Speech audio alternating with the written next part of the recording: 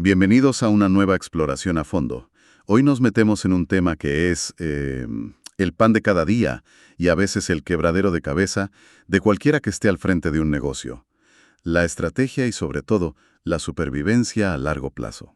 Ujú. Hay una pregunta que seguro que resuena en la cabeza de muchos líderes. ¿Cómo consigo que esto que he creado dure más que yo? Y quizás más importante en el día a día, ¿cómo tomo decisiones que marcan el futuro sin sentirme la persona más sola del planeta? Es que esa sensación de soledad en la cima es muy real, y los datos, la verdad, la respaldan con una crudeza que asusta. A ver, el informe del Evermont Institute, que es la base de nuestra charla de hoy, nos lanza dos cifras que son para sentarse a pensar. La primera, solo el 36% de las empresas familiares consigue llegar a la tercera generación. O sea que 2 de cada 3 se quedan por el camino. 2 de cada 3. Se dice pronto. Todo el esfuerzo, el capital, los sueños de los fundadores. Se desvanecen. Es una barbaridad. Y la segunda cifra, centrada en Brasil, es aún más reveladora de la causa. Casi la mitad de las empresas, un 49,2%, no tiene ningún plan de sucesión formal. ¡Ninguno! Ninguno. Es como navegar un barco enorme sin saber quién tomará el timón si el capitán se cae por la borda. Se improvisa, y la improvisación en los negocios suele salir carísima. Claro. Es que la respuesta a todo esto parece estar en un concepto que a muchos les suena a multinacional, a burocracia, a algo ajeno, la gobernanza corporativa. Exacto. Pero si lo despojamos de la palabrería, no es más que poner orden en casa. Tener una estructura que te obligue a pensar más allá del próximo trimestre, que te dé una visión clara y que reparta las responsabilidades. Justo eso. Y la herramienta más potente y accesible para lograrlo son los consejos, ya sean de administración, más formales, o consultivos, que son increíblemente útiles para empresas en crecimiento. Claro. Piensa en ellos no como un jefe, sino como un equipo de copilotos de lujo. Aportan esa visión externa que es oro puro. Alguien que no está metido en el barro del día a día y puede ver el bosque entero. Un sparring partner estratégico, ¿no? Alguien con quien puedes debatir una idea a tumba abierta, sin miedo, y que te va a dar una opinión honesta. Totalmente. Y fundamental, un foro para alinear a los socios. ¿Cuántas empresas se rompen por disputas internas que un buen consejo podría haber mediado? Pues esa es la misión que nos hemos propuesto hoy. Vamos a analizar a fondo el informe Board Trends Brasil del Evermont Institute. Queremos entender cómo funcionan de verdad los consejos en un mercado tan potente como el brasileño. Ver en qué se parecen y en qué se diferencian de las mejores prácticas globales y sacar lecciones que sirvan para cualquier líder que nos esté escuchando. O sea que vamos a desgranar esto. Perfecto. Y para entender bien la realidad brasileña, creo que tenemos que empezar por establecer una referencia. ¿De acuerdo? ¿Cómo es un consejo de élite en los mercados más maduros, como Estados Unidos o el Reino Unido? El informe nos da una radiografía muy clara. Vale, pongamos el listón alto. ¿Cuál es el estándar de oro? Pues mira, empezamos por el tamaño y la composición. Lo normal es tener entre 9 y 11 miembros, pero lo realmente importante, el dato clave, es la independencia.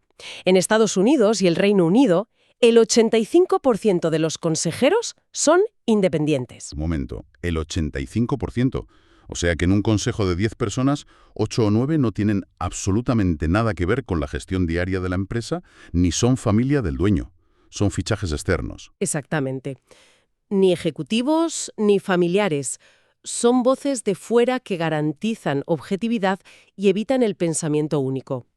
Su lealtad es con la salud a largo plazo de la empresa, no con el CEO o la familia fundadora. Y me pregunto, ¿eso no crea otro problema?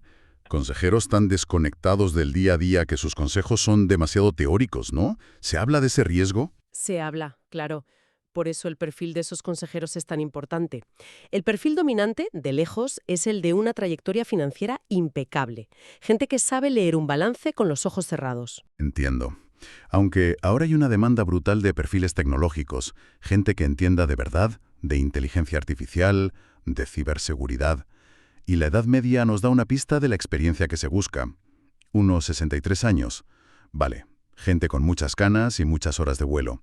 Pero hay un tema que siempre sale en estas conversaciones, la diversidad. Si todos son hombres de 63 años con perfil financiero, la visión puede ser muy homogénea. ¿Cómo está el panorama global en cuanto a género? Pues es el gran punto débil, sin duda. A nivel mundial, solo el 23% de los puestos en consejos están ocupados por mujeres. Un 23%. Solo 1 de cada 4 prácticamente. Sí. Y lo peor no es la foto fija, sino la película. Las proyecciones para alcanzar la paridad del 50-50 son desoladoras. Se habla de 2038 en el mejor de los casos. Es un avance lentísimo para un tema tan crucial. Vaya tela. Y para terminar con este estándar global, ¿cómo se aseguran de que lo están haciendo bien? ¿Hay alguien que los evalúe a ellos? Esa es una de las mayores diferencias y es clave. La evaluación es una práctica casi sagrada. El 98% de los consejos de las empresas del S&P 500, las más grandes de Estados Unidos, realizan evaluaciones formales cada año. Casi todos. Se miran al espejo y se preguntan, ¿estamos aportando valor o solo calentando la silla? Y por último, la remuneración. Aquí hay dos modelos. En Estados Unidos se apuesta mucho por las acciones, para que el consejero se juegue el dinero con el futuro de la empresa. En Europa es más común un honorario fijo. ¿Entendido? Vale, el panorama global queda claro. Consejos pequeños, muy independientes, con experiencia, evaluados rigurosamente y con la diversidad de género como asignatura pendiente.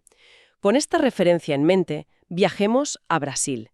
El informe se basa en una encuesta a 133 consejeros de todo el país. ¿Qué nos encontramos allí? Pues nos encontramos con un retrato robot muy definido del consejero brasileño, y los contrastes empiezan a saltar a la vista. A ver, origen profesional. Si a nivel global dominan las finanzas, aquí es un dominio absoluto. El 36,1% viene de finanzas o economía, casi el doble que las siguientes áreas. O sea que el foco principal sigue estando en el número puro y duro. Oye, y un dato curioso que mencionas. Recursos humanos apenas representa el 3% y dices que son todo mujeres. Todo mujeres. Es un dato que ya nos da una pista sobre los sesgos de género. Y si miramos la cifra general, el desequilibrio es enorme. El 77,4% de los consejeros encuestados son hombres. 3 de cada 4 sillas. Sí. Y en cuanto a edad, la experiencia prima. La franja dominante es la de 51 a 60 años, pero aquí viene un dato muy optimista y muy interesante. Hay una ola de renovación muy fuerte. ¿Ah, sí? Un 34,6%, más de un tercio, se incorporó al Consejo después de 2020. Y no son perfiles cualquiera, son precisamente los que el mercado demanda. Gente de transformación digital y expertos en criterios ESG.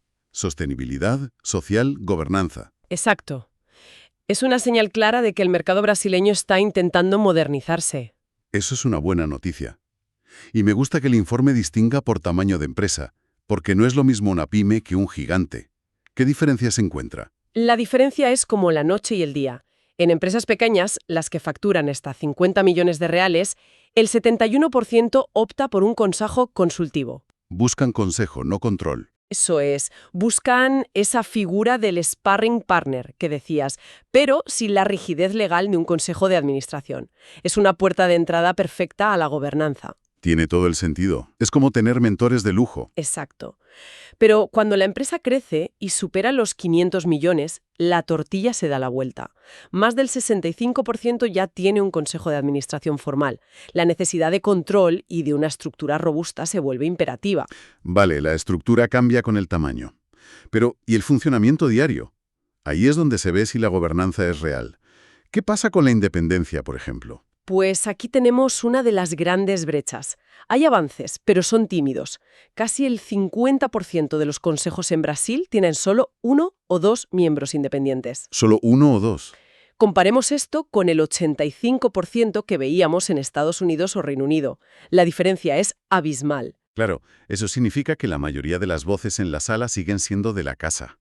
El riesgo de autocomplacencia es altísimo, altísimo.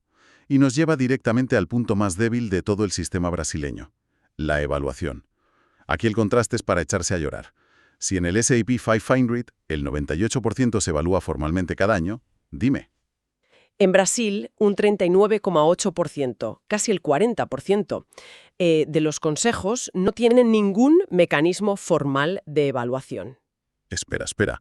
¿Me estás diciendo que 4 de cada 10 consejos nunca se sientan a analizar si su trabajo sirve para algo? Es como tener un equipo directivo al que nadie le pide cuentas. Es la pregunta del millón. Apunta a una cultura donde el puesto de consejo se ve más como un estatus que como una función con objetivos medibles. Es un vacío de accountability gigantesco. Y ese vacío me lleva a pensar en los incentivos. Si no se les evalúa, la única palanca que queda es el dinero. ¿Cómo se les paga? ¿Va ligado a que la empresa gane más?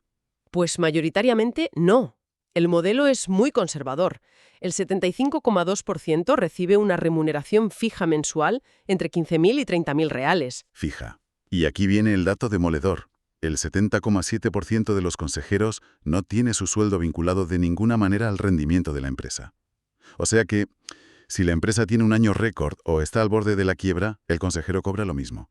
Entiendo la teoría de la imparcialidad, pero suena un poco de excusa, ¿no? Es muy probable que haya una mezcla de las dos cosas. Por un lado, una tradición de honorarios fijos, y por otro, esa resistencia a compartir el variable, que se ve como el premio para los ejecutivos y los dueños. Claro. Pero el resultado es una desconexión enorme entre el órgano que debe velar por el futuro del negocio y los resultados reales. Con este panorama, independencia limitada, sin evaluación, sueldos fijos, ¿qué es lo que les quita el sueño a estos consejos? El informe lo deja muy claro. Hay tres grandes frentes que acaparan la atención, casi empatados. El primero, la gestión de riesgos. El segundo, la transformación digital. Y el tercero, la sucesión del liderazgo. Tiene sentido. Son los grandes temas de la agenda de cualquier CEO hoy.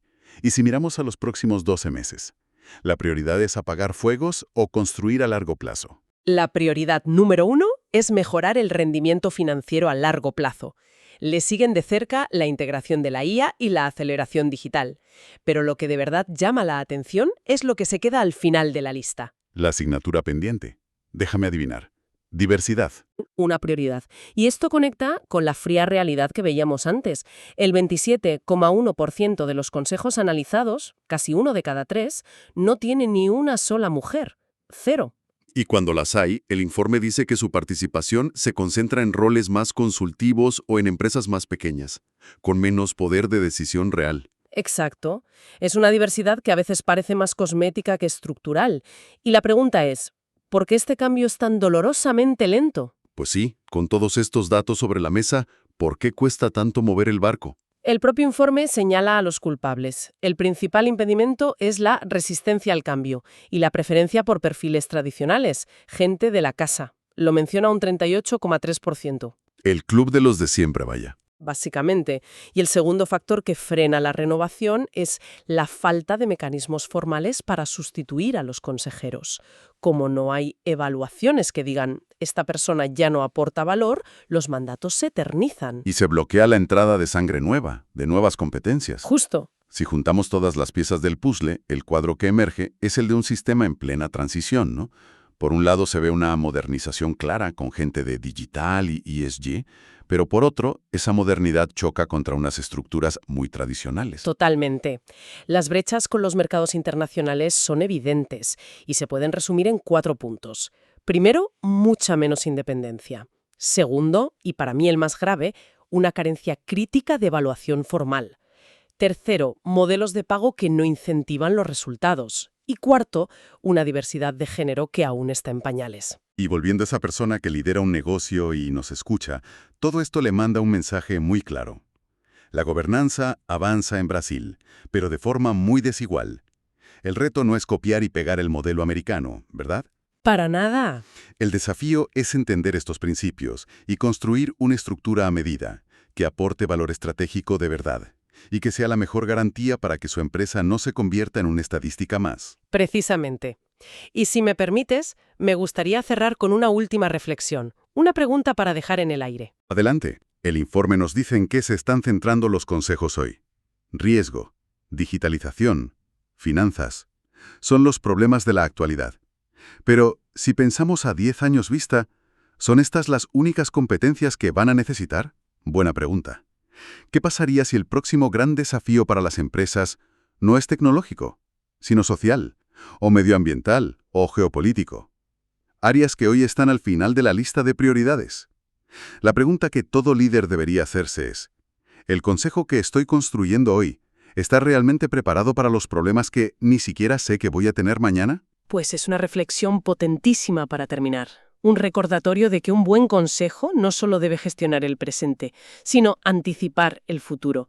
El análisis ha sido increíblemente revelador. Y bueno, todos los datos completos y mucho más detalles se pueden encontrar en el informe Board Trends Brasil del Evermont Institute. Así es. Solo nos queda dar las gracias por la atención y citarnos en nuestro próximo encuentro para seguir explorando temas complejos con esta profundidad. Hasta entonces.